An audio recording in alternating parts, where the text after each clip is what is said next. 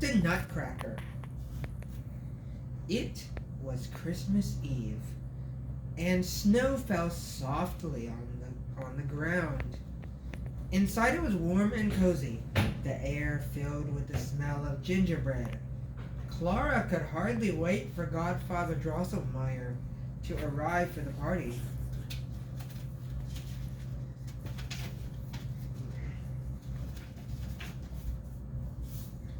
As if on cue, the door burst open. A poof of snow settled on the stoop. There was Godfather Drosselmeyer, with his flowing cape and curly mustache. "Merry Christmas!" he bellowed, and scooped Clara up in a great hug.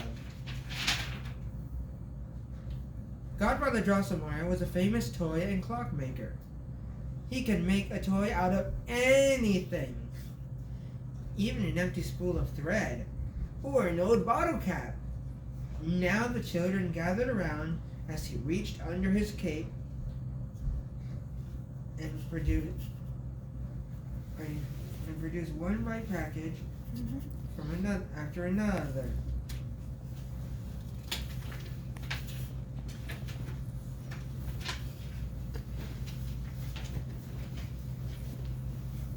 "Thank you!" cried the children as they tore open their gifts. Clara's brother Fritz got a wooden toy sword and got a lovely doll with sparkling fairy wings. And Ben got a wind-up mouse that was so fuzzy and gray it almost looked real. But Clara knew her present was the best of all. It was a toy soldier, but not just any toy soldier. If you put a nut between its teeth and pulled the leather in its back, it cracked the shell right open. "Oh, thank you," breathed Clara. "I love it."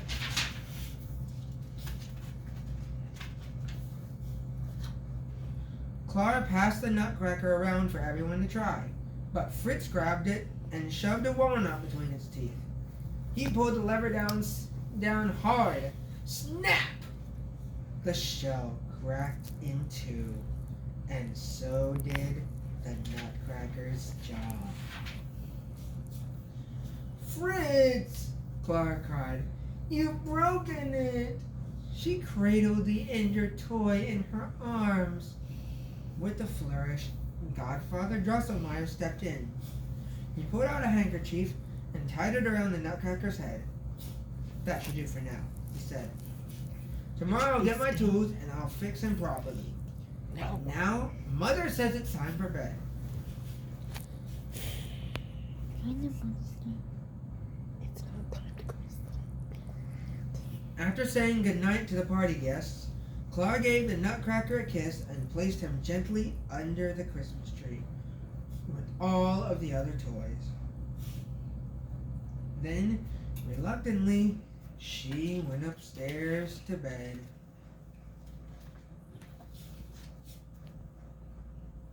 But try as she might, Clara couldn't sleep. Late that night, she tiptoed back downstairs and curled up beneath the tree with the Nutcracker snug in her arms. Finally, she drifted off. Clara woke with a start. The grandfather clock chimed loudly. She glanced around and rubbed her eyes. Something incredible was happening. The Christmas tree appeared to be growing. Larger and larger it rose right before her eyes. As the tree grew, so did the toys beneath it. Soon, Clara was standing face to face with the Nutcracker. And then something even stranger happened. An army of mice marched from behind the sofa, led by a very large, very fuzzy gray mouse. Atop his head sat a golden crown. Clara stared, then shook herself. The mice were headed straight for her. Suddenly the Nutcracker moved. He pulled a wooden sword from his side and marched forward, shielding Clara from the mice and leading the toys into battle. Clara gasped as the Nutcracker and the Mouse King dueled. But the Nutcracker's wooden sword was no match for the Mouse King's shiny metal one. Clara had to do something! She looked around. There was no time. She tore a slipper from her foot and threw it at the Mouse King with all her might.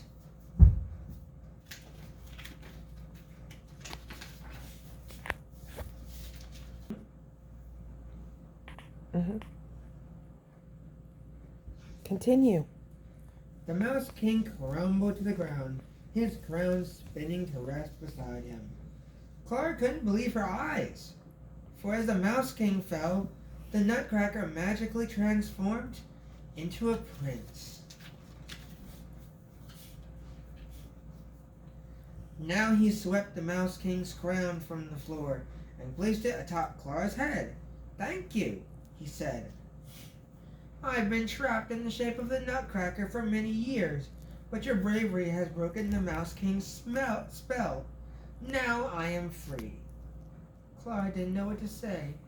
She reached up and touched the gold crown on her head, then looked down to see that her nightdress had turned into a magnificent gown. The prince held out his hand. "Would you come with me to my kingdom, the land of sweets?" he asked. "Oh, how lovely," Clara said as she took the prince's hand. Together they stepped out into the snowy night where a horse-drawn sleigh waited.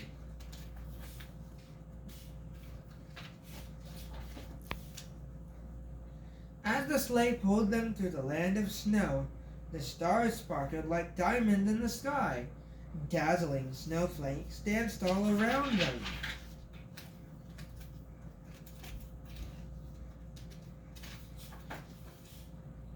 Before long, the carriage pulled up to a marvelous castle built with cubes of sugar instead of bricks. The gate surrounding it appeared to be made of peppermint sticks. Clara blinked in disbelief. "This is where I live, the Marzipan Palace," said the prince. A beautiful girl had appeared beside him. "And this is the Sugar Plum Fairy."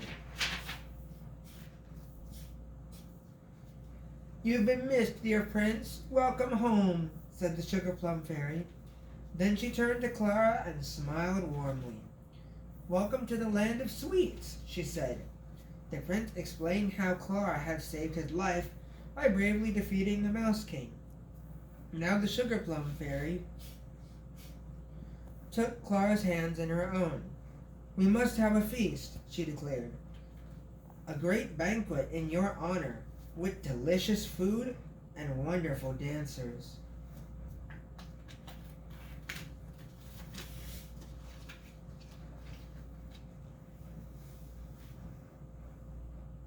Clara and the prince had barely sat down when the festivities began. First, waiters wheeled out an enormous box of chocolates.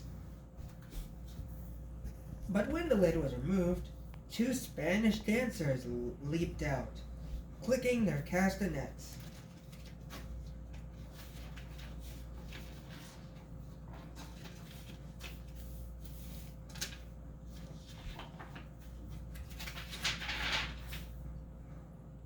A giant teapot was then pushed into the room. Clara peered at it cautiously. Three graceful Chinese acrobats suddenly sprang from it and whirled dramatically across the floor. Next, a huge cup and saucer appeared. Clara leaned forward just as 4 Arabian dancers jumped out, followed by a troupe of Russian performers who crossed the room in a dazzling series of jumps and kicks. Clara clapped until she was breathless.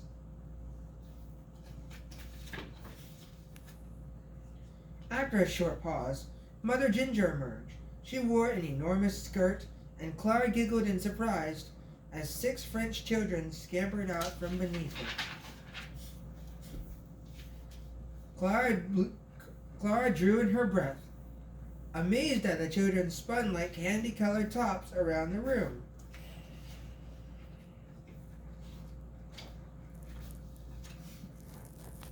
Finally, a dozen girls wearing brightly colored rose petal skirts performed an enchanting waltz. As the dance ended, the Sugar Plum Fairy came forward. The prince joined her, and the two danced a magnificent duet. Each time the Sugar Plum Fairy spun around, her sparkly skirt and wings cast the moonlight in prisms around the room.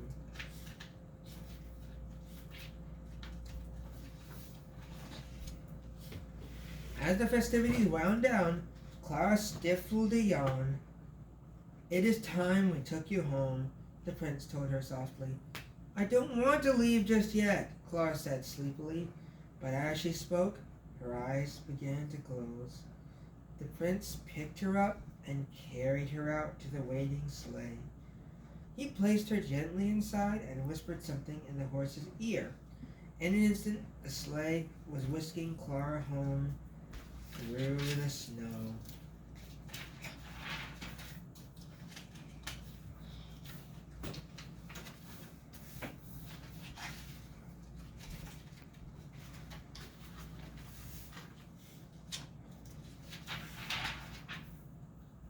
On Christmas morning, Clara woke in her own warm, cozy bed. Her beautiful gown had turned back into a nightdress, and when she reached up for her crown, there was nothing there. Then Clara noticed a flash of red beside her. It was her Nutcracker, without the handkerchief bandage and perfectly whole. Clara scooped him up and hugged him close. Though she never told a soul about her adventure, she hoped in her heart that every Christmas Eve might be as magical as this one. The end. Okay. Again. The Crippled Lamb. Once upon a time, in a sunny valley, there lived a little lamb named Joshua. He was white with black spots, black feet, and sad eyes. Josh felt sad when he saw the other lambs with snow white wool and no spots. He felt sad when he saw the other sheep with their moms and dads because he didn't have a mom or dad. But he felt saddest when he saw the other lambs running and jumping because he couldn't. Josh had been born with one leg that didn't work right. He was crippled. He always limped when he walked.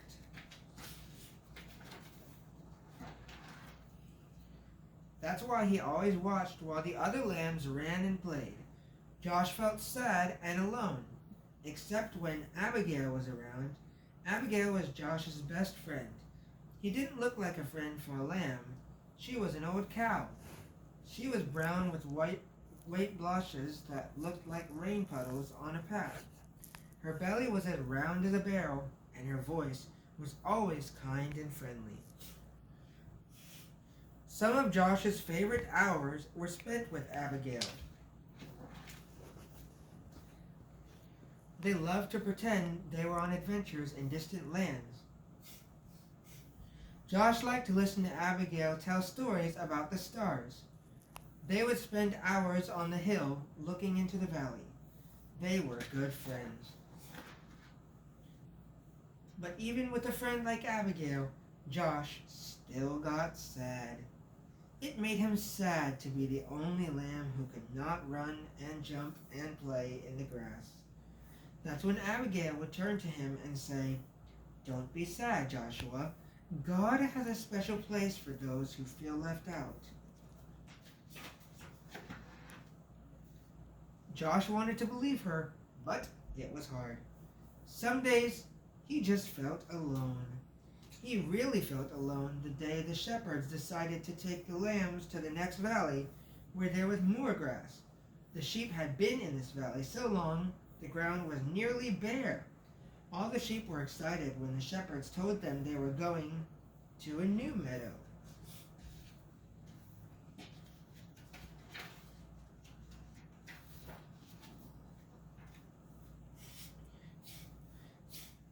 As they prepared to leave, Josh hobbled over and took his place at the edge of the group. But the others started laughing at him. "You're too slow to go all the way to the next valley. Go back, slow poke," We'll never get there if we have to wait on you. Go back, Joshua.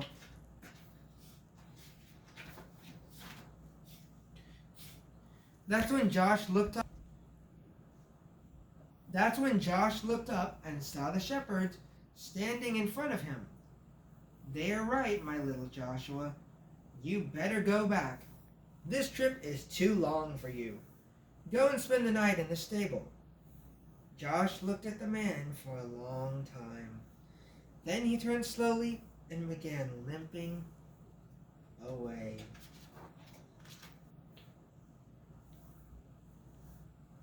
When Josh got to the top of the hill, he looked down and saw all the other sheep headed toward the green grass. Never before had he felt so left out.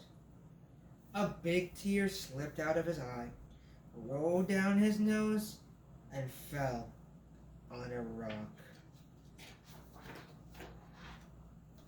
Just then he heard Abigail behind him, and Abigail said what she always said when Josh felt sad. Don't be sad, little Joshua.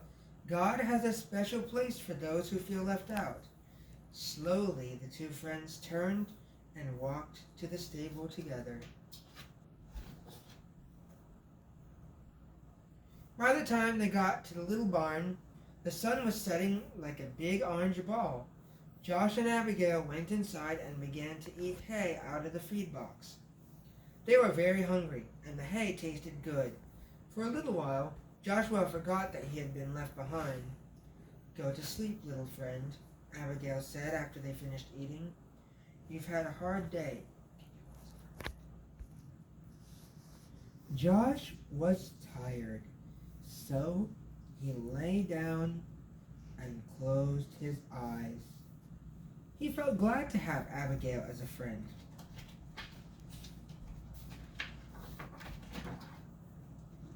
Soon, Josh was asleep.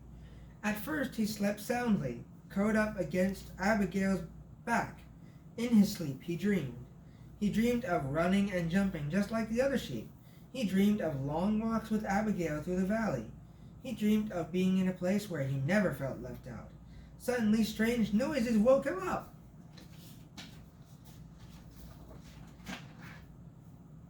Abigail, he whispered, wake up. I'm scared. Abigail lifted her big head and looked around. The stable was dark, except for a small lamp hanging on the wall. Somebody is in here, Josh whispered. They looked across the dimly lighted stable. There, lying on some fresh hay in the feed box, was a baby. A young woman was resting on a big pile of hay beside the feed box. Joshua looked at Abigail, thinking his friend could tell him what was going on. But Abigail was just as surprised as Josh.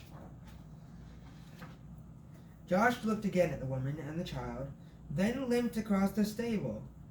He stopped next to the mother and looked into the baby's face. The baby was crying. He was cold. The woman picked up the baby and put him on the hay next to her.